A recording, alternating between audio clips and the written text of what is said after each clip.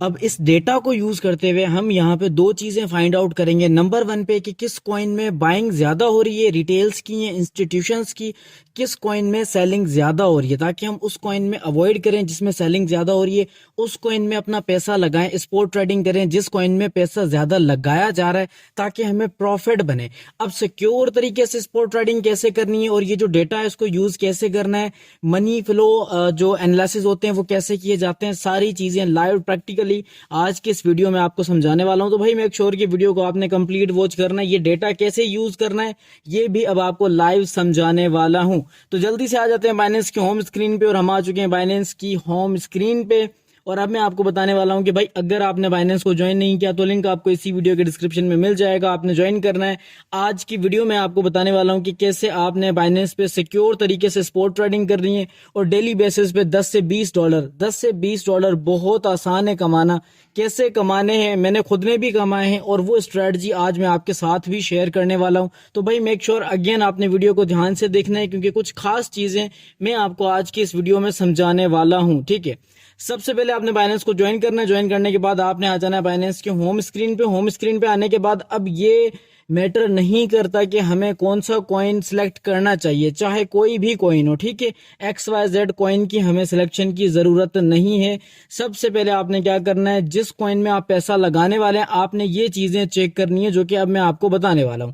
For example ले लें, अगर मैं यहाँ पे सोलाना को बाय करना चाहता हूँ, ये सोलाना है, ठीक है जी। अब मैं सोलाना को बाय करना चाहता हूं तो मुझे क्या चीजें यहाँ पे चेक करनी चाहिए। ठीक है, सबसे पहले यहाँ पे ये सोलाना का ऑप्शन है, इस पे मैं क्लिक करूंगा। क्लिक करने के बाद सोलाना का ग्राफ मेरे सामने आ चुका है। अब देखें यहाँ पे ग्राफ पे आने के बाद मुझे पता लग रहा है कि रिसेंटली मार्केट बहुत ज्यादा क्रैश हुई है, क्योंकि सोलाना तकरीबन $200 $190 पे था और ये रिसेंटली $130 पे आ गया, क्योंकि कुछ न्यूज खराब आई मार्केट में जिसकी वजह से बहुत ज्यादा जो है वो फड फैल गया। फड मींस फियर, अनसर्टेनिटी, डाउट होता है, और फड की वजह से मार्केट पूरी क्रैश कर गई और बहुत जल्दी मार्केट रिकवर भी कर जाएगी, टेंशन वाली कोई बात नहीं है। अच्छा, आपने जैसे ही कॉइन के ग्राफ पे आना है, यहाँ पे आपको एक चीज मिलेगी, ट्रेडिंग डेटा। कर्सर को आपने जो है वो फॉलो करना है। ठीक है, ये ट्रेडिंग डेटा है, सिंपली आपने ट्रेडिंग डेटा पे क्लिक करना है। यहाँ पे आ जाएगा मनी फ्लो एनालिसिस। अब ये मनी फ्लो एनालिसिस कैसे करने हैं ध्यान से देखना है भाई, वीडियो को इसके बिल्कुल भी नहीं करना, ये खास चीज है। अगर ये चीज आपको समझ में आ जाती है, आपको पता लग जाएगा कि इंस्टीट्यूशंस वाले कब और किस कॉइन में पैसा लगाने वाले। ये बड़ी खास चीज है, लोग अपने पेड कोर्स में भी नहीं बताते। ठीक है, अब मैं आपको बताने वाला हूं। देखें, मनी फ्लो एनालिसिस में अगर मान ले मैं 15 मिनट के टाइम फ्रेम पे ट्रेडिंग कर रहा हूं तो यहाँ पे 15 मिनट्स टाइम फ्रेम भी है, 30 मिनट्स भी है, 1 आवर है, 2 आवर है, 4 आवर है, 1 डे है। ठीक है, लेकिन आपने क्या करना है, क्योंकि हम स्पॉट ट्रेडिंग कर रहे हैं तो भाई स्पॉट ट्रेडिंग के लिए 1 डे का टाइम फ्रेम बहुत अच्छा रहेगा। सिंपली आपने 1 डे पे क्लिक करना है। 1 डे पे क्लिक करने के बाद अब आपने कुछ चीजें यहाँ पे चेक करनी है। अब क्या चेक करना है भाई, सबसे पहले आपने देखना है लार्ज बाइंग को देखना है और लार्ज सेलिंग को देखना है, क्योंकि लार्ज बाइंग और लार्ज सेलिंग हमेशा इंस्टीट्यूशन की तरफ से होता है, या जो बड़े बड़े वेल्स होते हैं उनकी तरफ से ही लार्ज बाइंग की जाती है, लार्ज सेलिंग की जाती है।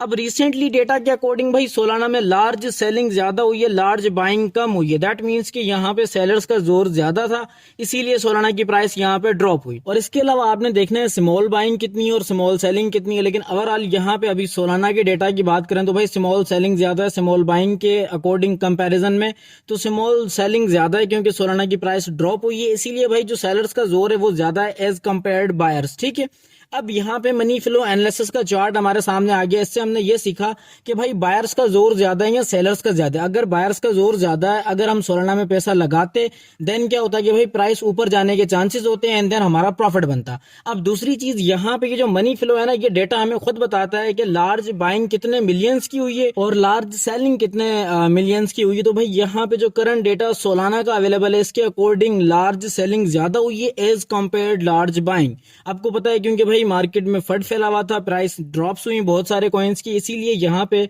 सोलाना का जो डेटा है यहाँ पे लार्ज सेलिंग ही ज्यादा हुई है लार्ज बाइंग के कंपैरिजन में। अब हमें यहाँ पे पता लग रहा है कि सेलर्स का जोर बहुत ज्यादा है। अब यहाँ पे वो लोग गलती करेंगे जिनको नहीं पता कि भाई यहाँ पे हमें सोलाना बाय करना चाहिए या नहीं करना चाहिए। तो इस पूरे डेटा को एनालाइज करने के बाद फाइनली जो मेरा डिसीजन होगा वो ये होगा कि मैं थोड़ा सा यहाँ पे सब्र करूंगा, मैं अभी सोलाना में बाइंग नहीं करूंगा, क्योंकि मैं चाहता हूँ कि मार्केट थोड़ी स्टेबल हो जाए। क्योंकि क्योंकि यहाँ पे मुझे अभी ओवरऑल सेलर्स का कंट्रोल ही नजर आ रहा है, तो मुझे लगता है कि प्राइस और ड्रॉप हो सकती है। दैट्स वाई मैं थोड़ा सा सब्र करूंगा। सब्र करने के बाद या तो अगर प्राइस ड्रॉप होगी तो मैं वेट करूंगा, या फिर अगर मार्केट थोड़ी बहुत स्टेबल होगी देन मैं अपनी यहाँ पे बाइंग करूंगा। और यहाँ पे ये जो आपको बड़े बड़े बार्स नजर आ रहे हैं रेड कलर के, ये हमें प्रीवियसली बताया जा रहा है कि सोलाना में पिछले कितने दिन से सेलिंग हो रही है, और सिर्फ सेलिंग ही हो रही है, बाइंग नहीं हो रही। चार्ट पे आप जब जाके देखोगे तो आपको 2-3 कैंडल्स नजर आएंगी ग्रीन कलर की, लेकिन वो मैनिपुलेशन है।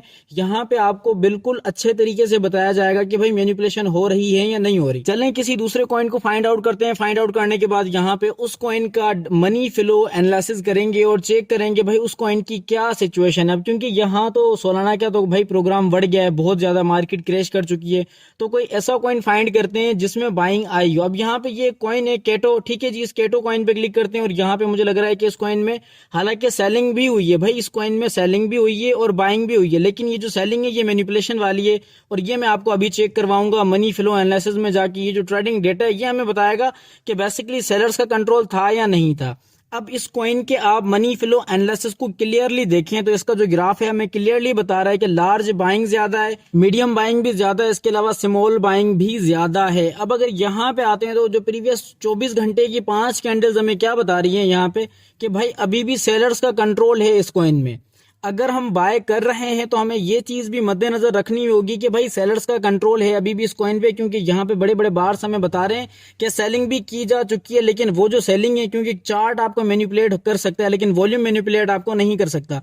इसके हिसाब से हमें ऐसा लगता है कि भाई अभी मैनिपुलेशन हो सकती है इस कॉइन में क्योंकि ये न्यूली लॉन्च हुआ है। लेकिन ये जो लास्ट बार जो ये ग्रीन बनी है छोटी सी बार, ये हमें इंडिकेट करती है कि यहाँ पे अब बाइंग होने वाली है, सेलिंग हो चुकी है, ओवरऑल यहाँ पे बाइंग हो सकती है। और यहाँ पे जो 24 आवर का मनी इनफ्लो है इस कॉइन का वो हमें यहाँ पे क्लियरली बता रहा है कि बाइंग की तरफ अब ये कॉइन जा रहा है। तो अब हम इस कॉइन में पैसा लगा सकते हैं क्योंकि सेलिंग ऑलरेडी हो चुकी है। 5 जो बड़े बड़े बार्स हैं वो हमें बताते हैं 24 घंटे में कि भाई सेलिंग कितनी हुई है, बाइंग कितनी हुई है। ओवरऑल पिछले 4 सेशन से इस कॉइन में सेलर्स की बहुत ज्यादा डोमिनेंस थी, सेलर्स का कंट्रोल था, लेकिन अब जो है वो बायर्स का कंट्रोल हो चुका है।